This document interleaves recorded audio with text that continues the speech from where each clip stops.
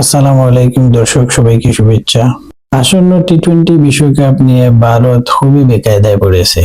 আপনারা নিশ্চয়ই অবগত আছেন, আইপিএল থেকে মুস্তাফিজকে বাদ দেওয়া এবং ভারতে বাংলাদেশের নিরাপত্তার বিষয়টি নিয়ে বাংলাদেশ ক্রিকেট বোর্ড আইসিসির কাছে ভেন্যু পরিবর্তনের জন্য আবেদন করেছিল।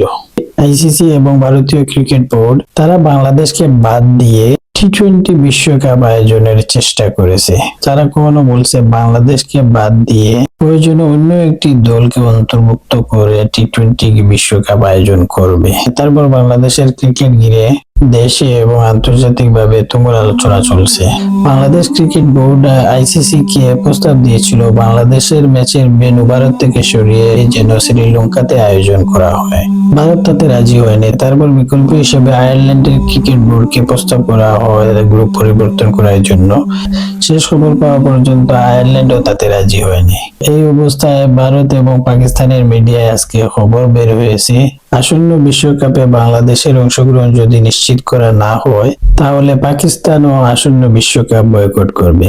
এতে বোঝা যাচ্ছে মুস্তাফিজ এবং বাংলাদেশের ক্রিকেটকে ঘিরে আসন্ন টি-20 বিশ্বকাপে অনিশ্চয়তা তৈরি হয়েছে। সেই সাথে ক্রিকেটে ভারতের দাদাগিরির অবসান হতে চলেছে।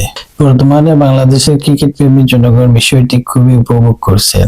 ক্রিকেটের কূটনীতিতে বাংলাদেশ এখন আর একা নয়। পাকিস্তানের সাথে আরো একটি বা দুটি দল যদি বিশ্বকাপ বয়কট করে তাহলে ধরাই যায় আগামী টি-20 বিশ্বকাপ ভারতে হওয়ার কোনো সম্ভাবনা নেই।